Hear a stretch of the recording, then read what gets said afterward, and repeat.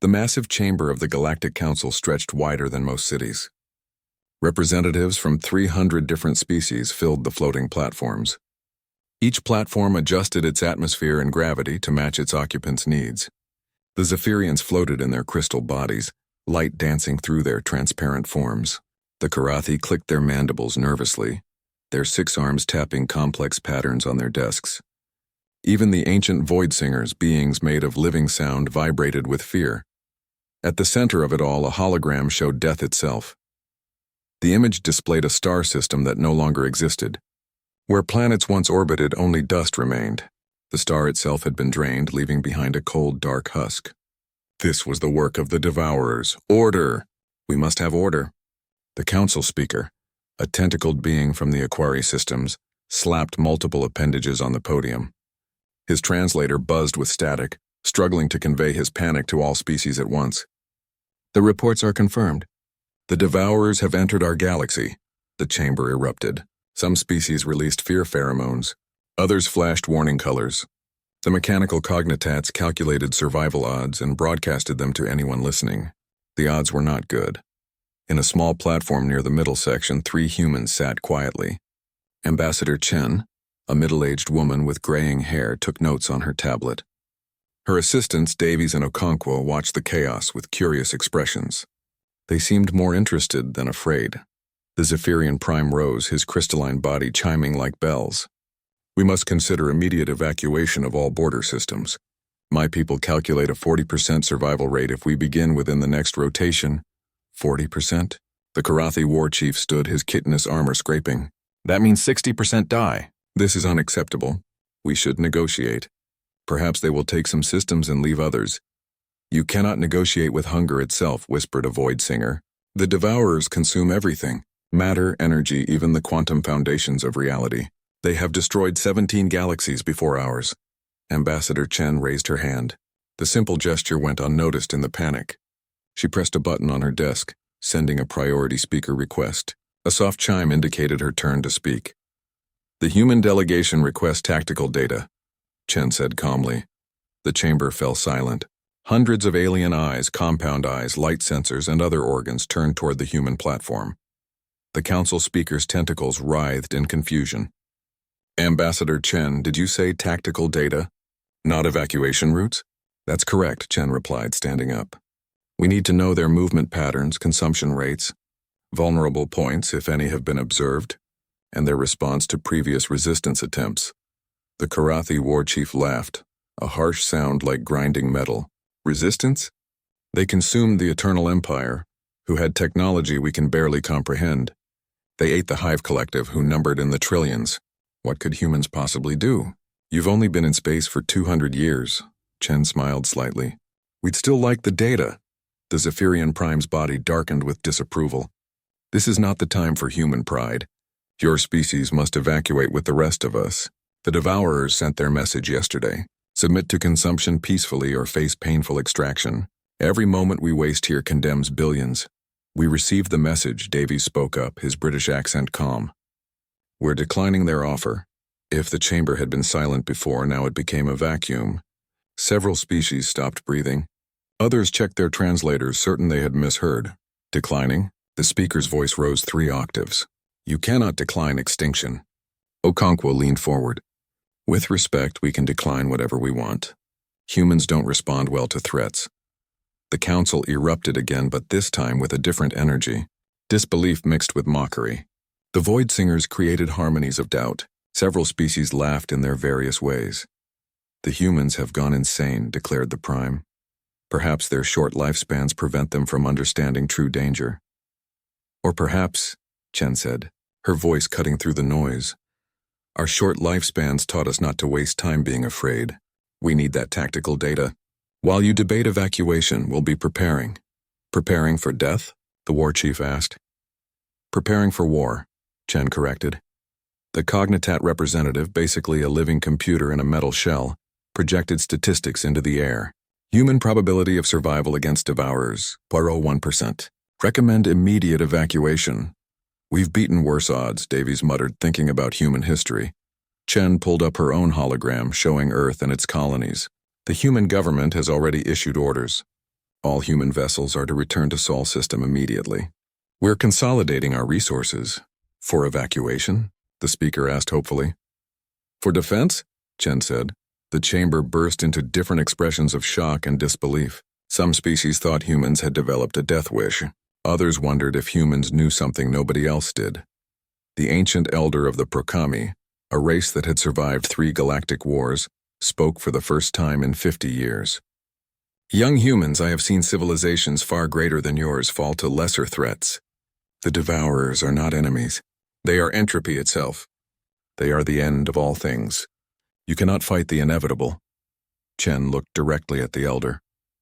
Humans have been fighting the inevitable since we climbed down from trees. Disease, disaster, ice ages, wars, nuclear weapons, climate collapse. Everyone told us we'd die. We're still here. This is different, the elder insisted. Maybe, Chen agreed, but we won't know until we try. The council speaker slumped in defeat. The council cannot force you to evacuate, but we will not waste resources on suicide. Any species that wishes to leave may use the established evacuation corridors. The human systems are now marked as lost. Several species made gestures of farewell to the humans, treating them as if they were already dead. Others simply turned away, not wanting to watch the inevitable tragedy. As the council disbanded, the Karathi war chief approached the human platform. His 6 eyes studied the 3 humans carefully. Why throw away your lives? Chen packed her tablet. Have you ever studied human history, war chief? Briefly. You fight each other constantly. Exactly, Chen smiled. We've been practicing for this our whole existence. Every war, every disaster, every moment someone told us something was impossible, we learned. We adapted. We survived. The Devourers are not humans. They are beyond anything you've faced. Davies laughed. So was the Black Plague. So was the atom bomb. So was climate change. The thing about humans, War Chief, is that we're too stubborn to know when we're beaten. The War Chief clicked his mandibles thoughtfully. You truly believe you can win? We believe we can try, Okonkwo said. And sometimes that's enough. As the human delegation left, other species watched them go with mixed emotions. Some felt pity for the doomed race. Others felt a strange respect for their courage. A few younger members of various species felt something else entirely. Inspiration. Back on Earth, the message had already spread. The Devourers were coming. Most species would run, but humans had never been most species. In shipyards from Earth to Mars to the colonies beyond, workers started double shifts. Military bases activated old war plans with new modifications.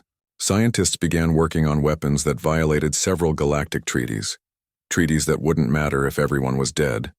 Children in schools learned about the threat in simple terms. Bad aliens want to eat us, teachers explained. But humans don't get eaten. We bite back. The media ran constant coverage. But instead of panic, something else spread through human space: determination, anger, and strangely enough, excitement. Let them come was spray-painted on walls from New York to New Nairobi to the mining stations of Titan. Humanity had always wondered if they were alone in the universe. Then they found out they weren't. Now something wanted to eat them. Humans had only one response to that. Not today. The Devourers thought they were approaching prey. They had no idea they were approaching Earth, and Earth had been raising predators disguised as prey for millions of years. The real fight hadn't started yet. But for the first time in galactic history, a species wasn't running from the Devourers. They were running toward them. Captain Maria Volkov stood on the observation deck of the Prometheus station, watching thousands of ships return to Sol system. The traffic was unlike anything seen before. Military vessels, cargo haulers, passenger liners, even private yachts. Every human ship in the galaxy was coming home. Captain, the Beijing just arrived from the Centauri colonies, her lieutenant reported. They're carrying industrial mining equipment. Mining equipment? Volkov raised an eyebrow. Not evacuees? No, ma'am. They dumped all passengers at the nearest Allied system and loaded up with manufacturing gear. Volkov smiled grimly. That was the plan. While other species fled, humans were turning their entire civilization into a weapon factory. 3 weeks had passed since the council meeting. The galaxy watched in bewilderment as humanity did the opposite of what survival instinct demanded. Instead of running from danger, they were building toward it. In a laboratory on Mars, Dr. James Park bent over a microscope. studying tissue samples from a devourer scout. The creature had been caught and killed near the galactic edge 50 years ago. Nobody had thought to study it properly. Everyone was too afraid. Fascinating, Park muttered. His assistant, Dr. Sarah Kim, looked over his shoulder. What did you find? They're not invincible. Look at this. Park increased magnification. Their cells vibrate at a specific quantum frequency. It's how they consume matter at the subatomic level. But if we could disrupt that frequency, they'd lose their primary weapon, Kim finished. Can we build something to interfere with it? Park grinned. We can build anything if we're motivated enough. And I'd say extinction is pretty good motivation. Across Sol system, similar discoveries were being made. Humans were doing what they did best, taking things apart to understand them, then figuring out how to break them better. The Karathi war chief's ship entered Sol system against all advice from his government. He had to see for himself what madness had infected humanity. What he found defied all military logic. Earth's moon had been turned into a fortress. Massive gravity wave disruptors pointed toward space. The asteroid belt was being reorganized into defensive positions. Mars sparkled with new weapon installations.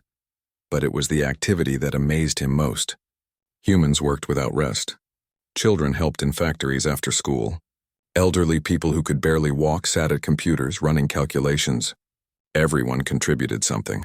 The war chief met Ambassador Chen at Luna Command, the military headquarters built inside Earth's moon.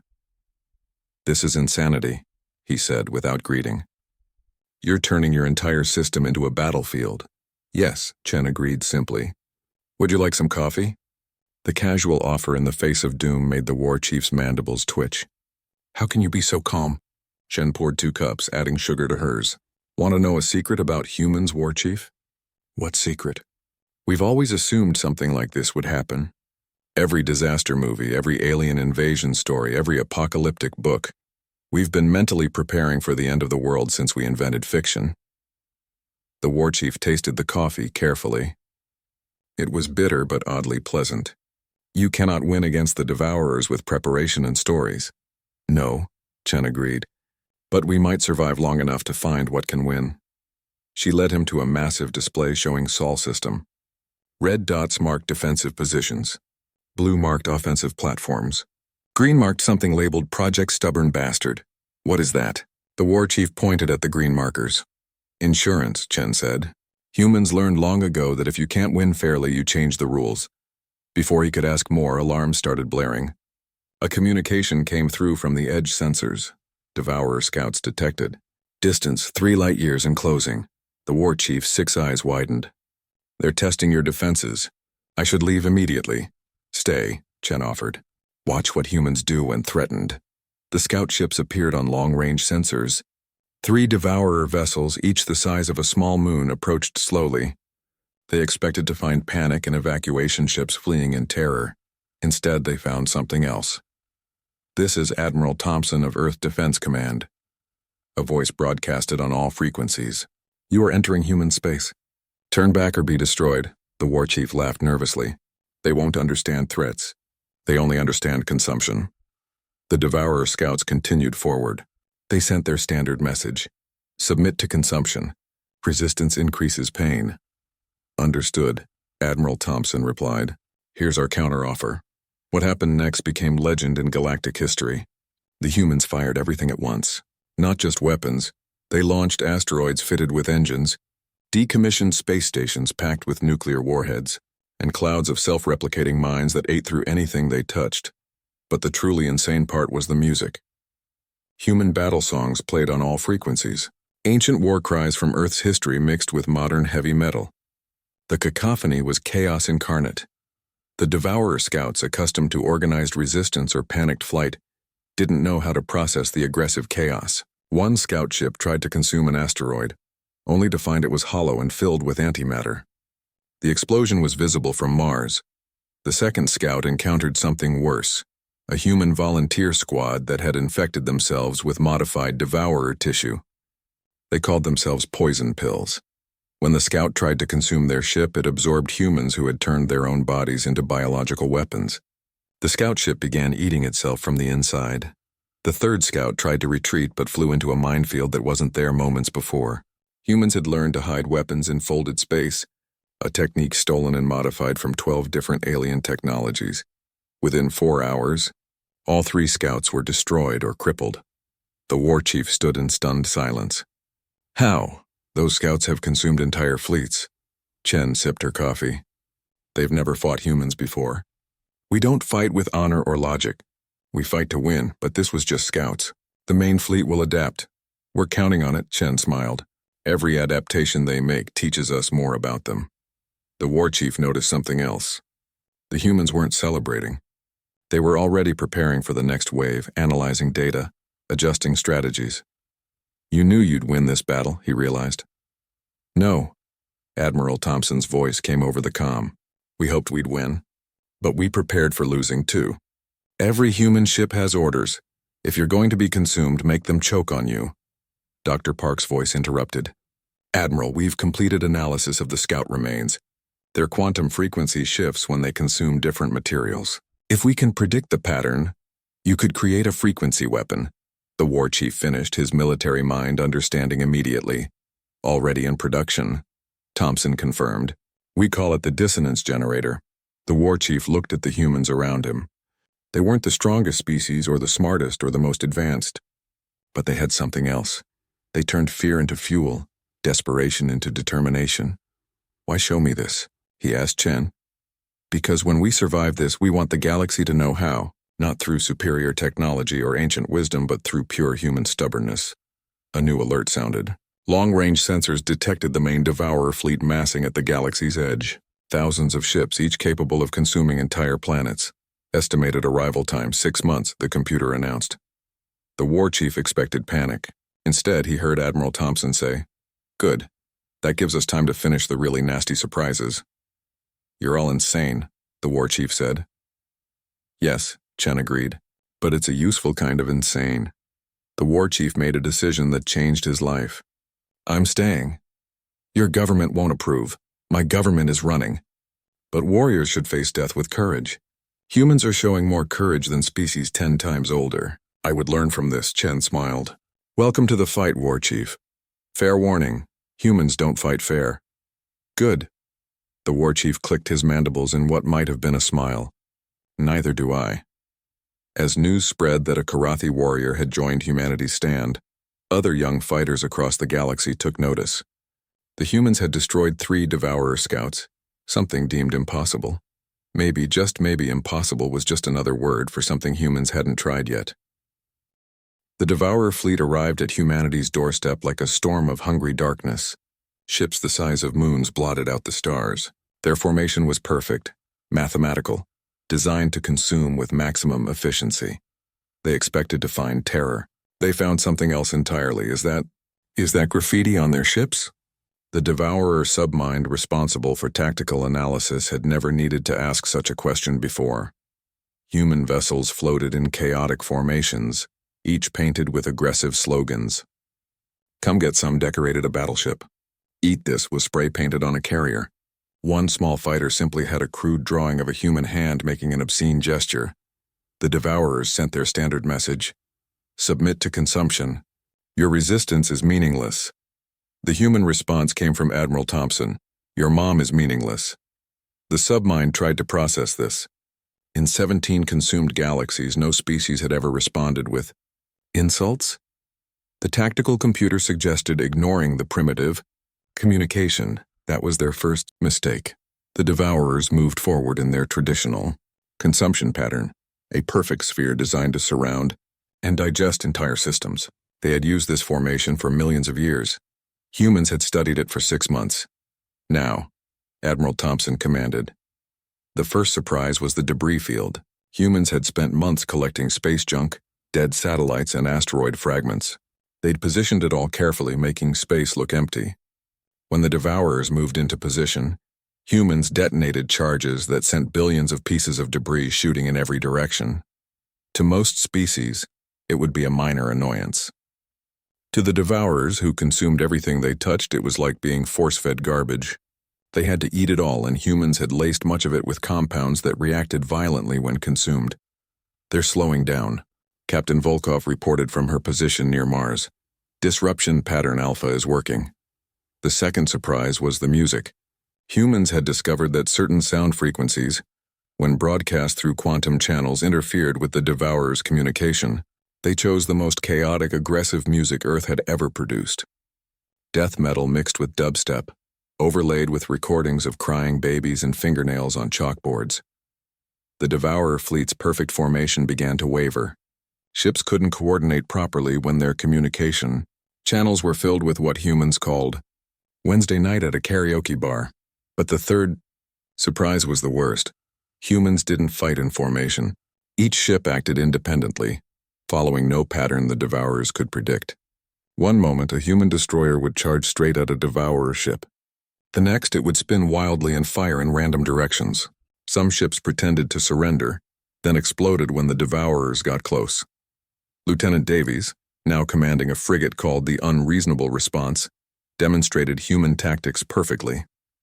He flew straight at a massive Devourer harvester ship, broadcasting surrender on all channels. The harvester opened its consumption field to absorb the frigate. Davies waited until the last second, then ejected the ship's entire cargo. 40,000 tons of frozen sewage mixed with antimatter mines. The harvester ate it all before realizing the trap. The explosion didn't destroy it, but the ship spent the next hour trying to digest human waste products while antimatter tore through its insides. "Did you just weaponize toilet waste?" the Karathi war chief asked over comms. He had joined the battle with a small group of young Karathi warriors who defied their government's orders. "Everything's a weapon if you're creative enough," Davies replied cheerfully. The Devourers tried to adapt. They spread their formation wider to avoid debris clusters. Humans responded by using tractor beams to throw moons at them. The Devourers had to stop and consume the moons, giving human ships time to attack from behind. They tried surrounding Earth directly. Humans detonated charges on their own Jupiter, turning the gas giant into the solar system's largest flamethrower. The Devourers could consume fire, but it took time and energy. Dr. Park watched from his laboratory as his frequency weapons were deployed. Dissonance generators firing in 3, 2, 1. Invisible waves of quantum disruption spread through space. Devourer ships suddenly found their consumption fields failing. They could still eat, but like trying to drink soup with a fork, messy and inefficient. The Devourer, overmind watching from beyond the battle, realized something unsettling. Humans weren't trying to win. They were trying to make victory as expensive as possible. A young human pilot named Chen Wu demonstrated this perfectly. His fighter was damaged, leaking air, no weapons left. Instead of retreating, he accelerated toward the nearest Devourer ship. His last transmission was, "I'm gonna give you indigestion." He crashed into the ship's consumption field along with his fighter's experimental dark matter core. The Devourer ship spent 3 days trying to digest something that technically didn't exist. It eventually succeeded, but by then, it had fallen behind the fleet and missed the main battle.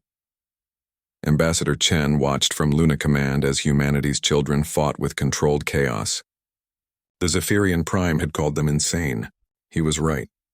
But it was a special kind of insanity. The kind that looked at certain death and said, "Let's make this interesting." The battle raged for weeks.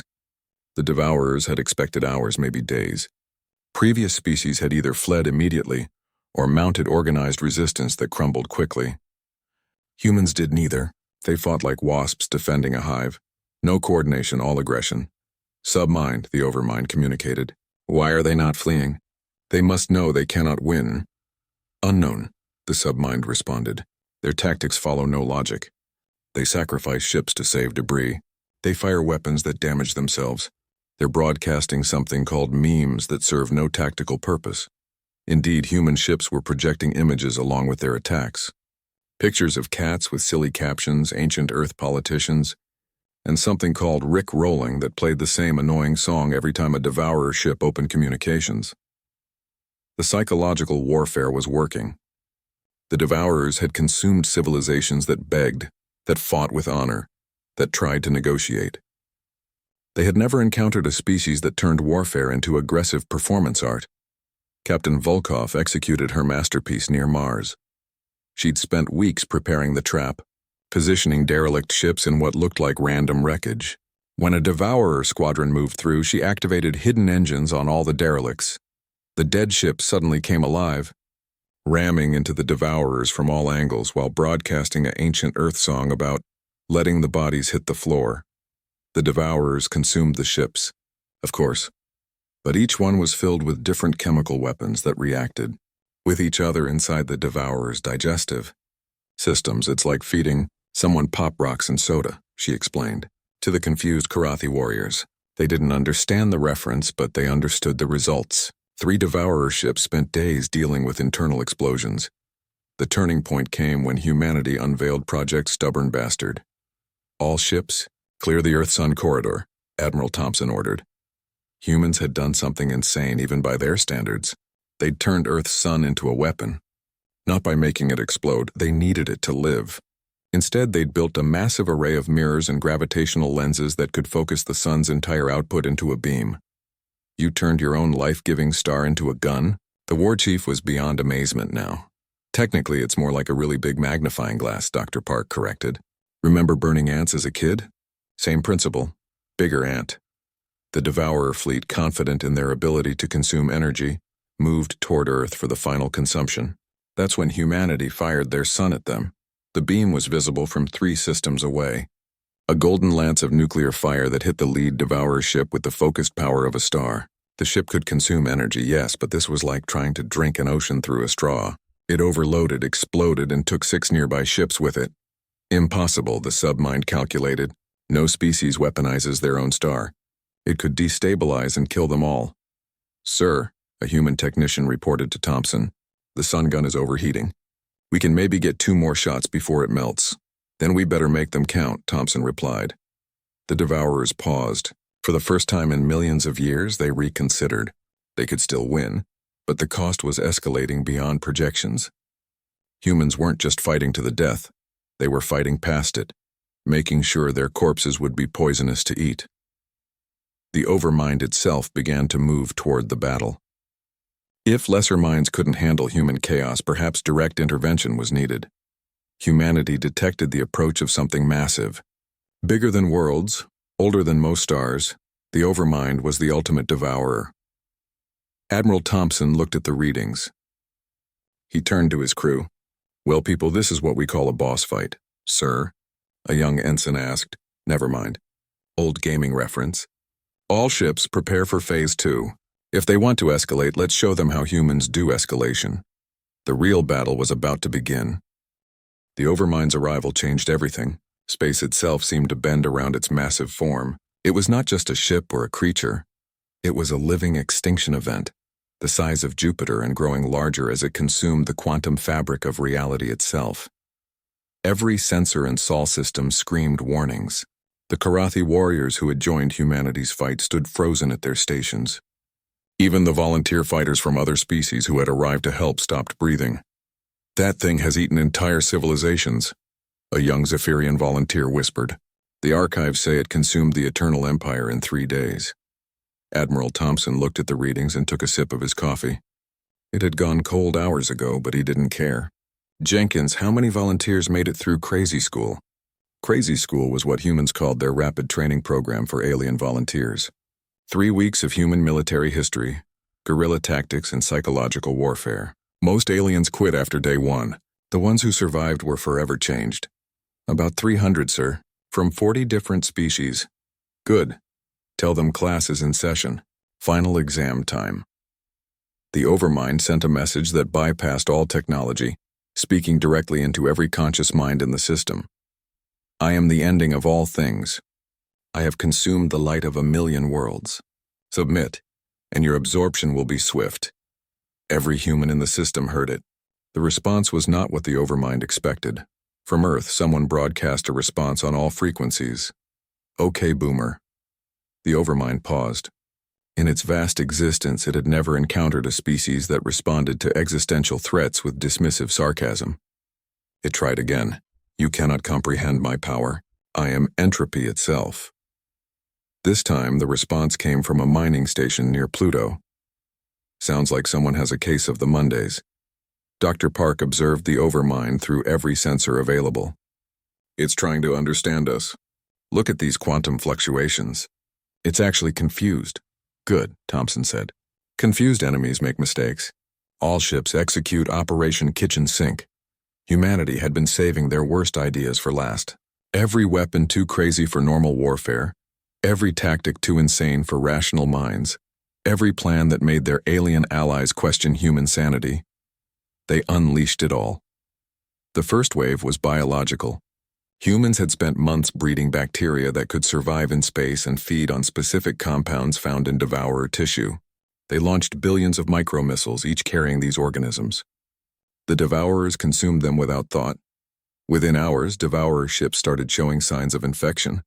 The bacteria didn't kill them, but it made them itch, a psychosomatic itch that their consciousness couldn't ignore. Imagine being a massive space entity with an itch you can't scratch because you have no hands. The second wave was psychological. Humans had recorded the death cries of every devourer scout they'd killed, mixed them with sounds that triggered primitive fear responses, and broadcast them directly at the overmind. To a being that had never known fear, the sudden experience was paralyzing. The third wave was pure chaos. Human ships started doing things that made no tactical sense. One battleship flew in a perfect figure-8 pattern while playing polka music. A destroyer spun like a top while launching fireworks. A mining vessel approached the overmind broadcasting recipe videos for something called turducken. What are they doing? The overmind's vast intelligence couldn't process the randomness. Captain Volkov led the fourth wave personally. Remember, people, the plan is there is no plan. Whatever feels right, do it twice. Her squadron attacked with no coordination whatsoever. One ship would ram a devourer vessel, while another tried to paint it pink with radioactive particles. A third ship just flew in circles around everyone, screaming quotes from ancient Earth movies. The young Zephyrian volunteer, now calling himself Crystal Dave, after too much exposure to human culture, executed a maneuver that would become legendary. He flew his ship directly at the overmind, then at the last second ejected his entire cargo of what humans had told him was the ultimate weapon. It was 10 million rubber ducks, each one containing a small nuclear warhead. The overmind, in its vast wisdom, had no protocol for dealing with weaponized toys. It consumed them, analyzing each one, trying to understand the purpose. The tiny nuclear explosions were insignificant to its massive form, but the psychological damage of being attacked with children's bath toys was unprecedented. "Status report," Thompson called out. "The overmind has slowed by 12%, Lieutenant Davies reported. It's trying to adapt to our chaos, but every time it adjusts, we do something completely different." "Perfect. Launch the volunteers." The alien species who had joined humanity's fight had been transformed by human military doctrine. They'd learned that honor meant nothing if you were dead, that dignity was less important than victory, and that sometimes the best strategy was no strategy at all. A group of young Karathi warriors, led by the war chief's nephew, performed something humans had taught them called psychological warfare through interpretive dance. They flew their ships in patterns that spelled out insulting messages in 17 different languages while broadcasting what humans assured them was the worst music ever created, when a genre called mumble. The void singers who had volunteered harmonized with the chaos, creating sounds that shouldn't exist. They'd learned from humans that music didn't have to be beautiful to be effective. Their new battle song sounded like a garbage disposal trying to eat a violin, while someone played bagpipes nearby. Even some Zephyrians had joined, their crystalline bodies reflecting laser light in patterns designed to cause seizures in most visual systems. They'd painted human memes on their ships, somehow. The image of a surprised-looking cat was more disturbing when it was the size of a building and shooting at you. The overmind tried to communicate with its fleet, but human interference made coordination impossible.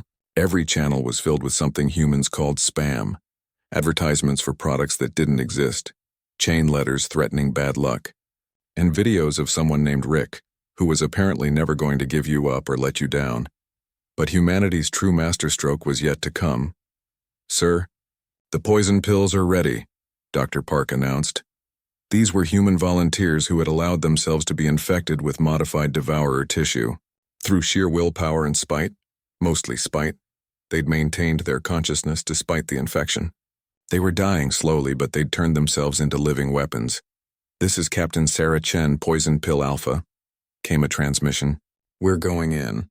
Tell my kids I'll see them on the other side, and tell the devourers they can kiss my—" The transmission cut as 30 poison pill ships accelerated toward the overmind.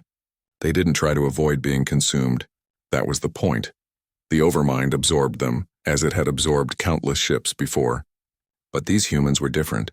They were infected with its own tissue, modified to be toxic to their own kind. Worse, the humans inside were still conscious, still fighting, now from inside the Overmind itself. What is this? The Overmind's message echoed with something new: pain. You poison yourselves to poison me?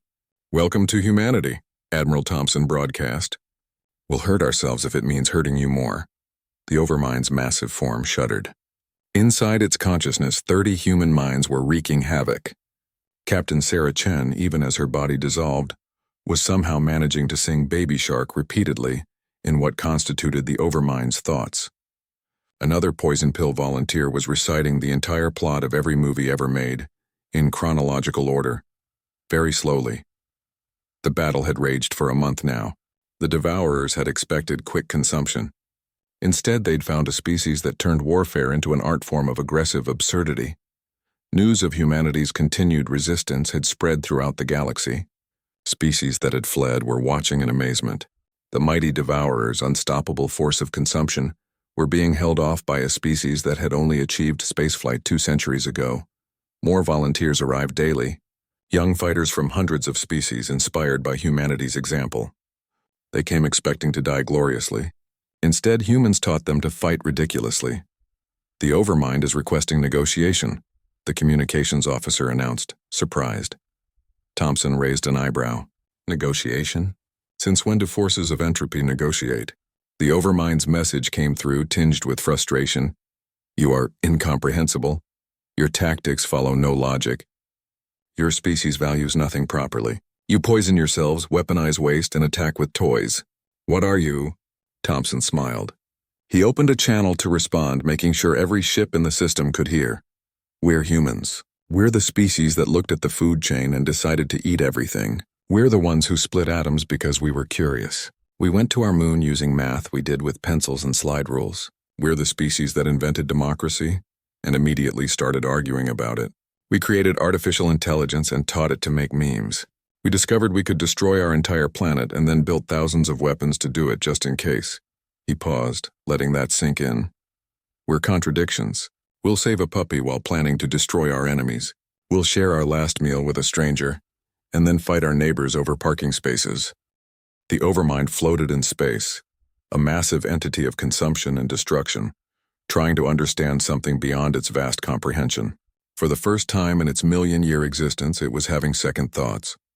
Inside its consciousness, the 30 poison pill volunteers continued their assault. Captain Sarah Chen had moved on from Baby Shark to explaining in excruciating detail every rule of a human game called Dungeons and Dragons. Another volunteer was listing every ingredient in every fast food item ever created, alphabetically. Admiral Thompson stood on the bridge of Luna Command, watching as humanity prepared to unleash their final gambit. Every battle, every death, every insane tactic had been gathering data. Now it was time to use it. Dr. Park, is Project Middle Finger ready? As ready as a completely insane plan can be, Park replied from his lab. I still can't believe this might work. Believing it will work isn't required. Just push the button when I say. The Overmind tried once more to assert its dominance. You cannot sustain this resistance. I am eternal. You are merely mortal. A teenager from New Tokyo who had hacked into the military communications responded before anyone could stop him. Your mom is eternal. The Overmind actually paused to process this. In its vast database of consumed civilizations, maternal insults as a form of warfare were unique to humanity. Observe, the Overmind declared. It began to demonstrate its true power, consuming space itself, creating a void that pulled everything toward it. Ships, debris, even light bent toward its hunger. This was what humanity had been waiting for. Now, Thompson commanded, Project Middle Finger activated. Humanity had discovered that when the Devourers consumed matter, they converted it to energy using a specific quantum process. By studying the destroyed scouts and observing the fleet, humans had mapped this process completely. They'd also figured out how to reverse it.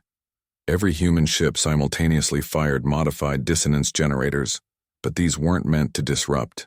They were meant to reverse the Devourer's consumption process.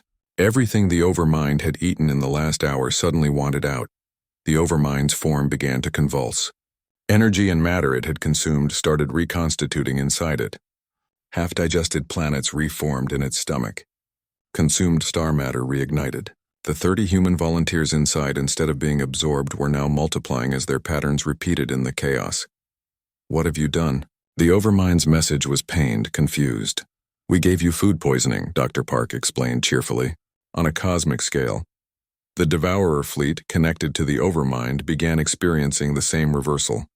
Ships that had consumed human vessels found themselves regurgitating not just the ships but copies of them. The chaos in their digestive systems created duplicates, triplicates, sometimes dozens of copies of the same consumed matter. A single destroyed human fighter reformed as 20 fighters inside a Devourer ship. The frozen sewage Davies had used as a weapon came back as a tsunami of waste. The rubber ducks multiplied exponentially, but humanity wasn't done. This had all been set up for the real attack. "All ships execute final argument," Thompson ordered. Every human vessel turned toward Earth's sun. The massive solar weapon they'd built fired again, but not at the Devourers. It fired at specially positioned mirrors throughout the system, creating a network of focused solar energy. Then they did something that should have been impossible. They opened jump portals, hundreds of them, not to travel through but as doorways. Each portal had one end near the sun, and the other inside the Devourer's consumption fields. They were force-feeding the Devourer's direct solar matter. "Not energy, but actual pieces of the sun itself. You're insane," the Karathi war chief exclaimed, watching from his ship. "You'll destroy your own system." "Probably," Thompson agreed. "But we'll take them with us." The Devourers couldn't stop consuming. It was their nature. But eating star matter directly was like swallowing lava. They burned from the inside while the reversal process tried to reconstruct the consumed sun matter, creating tiny stars inside each ship. The Overmind writhed in agony. Its vast intelligence was being overwhelmed by chaos, pain, and 30 humans who were now singing different songs simultaneously in what constituted its brain. It tried to retreat, to leave this insane system and these impossible beings. But humanity had one more surprise. "Remember when I said we've been gathering data?" Dr. Park announced to everyone listening. "We've learned something interesting. The Devourers aren't from our dimension originally. They're from a place where entropy won, where everything is already consumed. They come here to feed because their home has nothing left." He activated a new device, something built from stolen technology and human innovation. "So we're sending them home, with a gift." The device opened a rift, not in space but in dimensional walls. It connected directly to the Devourer's origin dimension, a place of absolute emptiness where entropy had consumed everything eons ago. But humans didn't just open the door. They threw something through, a von Neumann probe modified with human aggressive programming. Its mission: replicate endlessly and build things that the Devourers couldn't eat. Art, music, poetry, memes, all coded into self-replicating machines that would fill their empty dimension with unconsumable human culture. "You're giving them..." The war chief struggled to understand. "Spam mail?" "Infinite spam mail," Park corrected. "Forever." The Overmind felt the pull of its home dimension, but also sensed what was waiting there. An eternity of human chaos replicated endlessly, filling the void with aggressive nonsense. "This is impossible," it declared. "No species has ever..." "Yeah, we get that a lot," Thompson interrupted. "Here's the thing about humans. We don't care what's impossible. We care about what works." The Overmind made a calculation. It could continue fighting these insane beings, potentially winning, but suffering damage that would take millennia to heal. Or it could retreat, find easier prey, and never come near this part of the universe again. For the first time in its existence, the Overmind chose retreat. "You are not worth consumption," it declared, trying to maintain some dignity. "The energy required exceeds the benefit." "You are inedible." "Damn right we are," Thompson replied. "We're junk food. Bad for your health." The Devourer fleet began withdrawing, still suffering from internal combustion and multiplying rubber ducks. The Overmind pulled away from Sol system, dragging its damaged fleet with it. But before it left completely, it sent one more message. "We will warn others. This sector is quarantined. Humans are designated as toxic." As the Devourers retreated through the dimensional rift, Humanity's von Neumann probes followed them, already beginning their endless replication. The Devourer's home dimension would never be silent again. It would be filled with rickrolls and cat videos until the heat death of the universe. The galaxy watched in stunned silence as the impossible happened. The Devourers, who had consumed 17 galaxies, were leaving. Not victorious, not satisfied, but frustrated and confused. Ambassador Chen stood before the reformed Galactic Council 3 weeks later. Representatives from every species, including many who had fled, filled the chamber. This time the humans didn't sit in the middle section. They were given the center platform. How? The Zephyrian Prime asked simply. Chen smiled. We didn't beat them with superior technology or ancient wisdom. We beat them by being too much trouble to digest. Sometimes the best defense isn't being the strongest or the smartest. It's being the most annoying. You turned warfare into chaos, the Karathi war chief said with something like admiration. You poisoned yourselves to poison them. You weaponized everything from waste to toys to your own star. We call it human nature, Chen replied. We're the species that looked at the universe and said, bet we can break that. We're not apex predators. We're chaos incarnate and we're okay with that. The elder of the Prokami spoke again. The Devourers will not return. Not if they're smart, Chen said. And if they do, we'll be ready. We've already started working on something called Project Hold My Beer. You don't want to know what that involves. The Council unanimously voted to establish a new treaty. Humanity would share their defense strategies, but more importantly, they would teach other species how to think like humans in crisis, how to turn fear into fuel, desperation into determination, and certain death into a really interesting problem to solve. As the Council disbanded, the war chief approached Chen. Your species is insane. Thank you, Chen replied sincerely. That wasn't a compliment. We know. We took it as one anyway. Back on Earth, life returned to normal, or as normal as it ever got for humans. Children went back to school. But now their games included Devourers and humans, where nobody wanted to be the Devourers because they always lost. Dr. Park published his findings on the Devourer tissue, leading to breakthroughs in energy conversion. Captain Volkov was promoted to Admiral and given command of Earth's new Chaos Fleet. Ships specifically designed to be unpredictable. The poison pill volunteers who survived, including Captain Sarah Chen, were given humanity's highest honors. When asked how they maintained consciousness while being consumed, Sarah simply said, spite, pure, concentrated spite. The alien volunteers who had fought alongside humanity formed an unofficial group called the Crazy Brigade.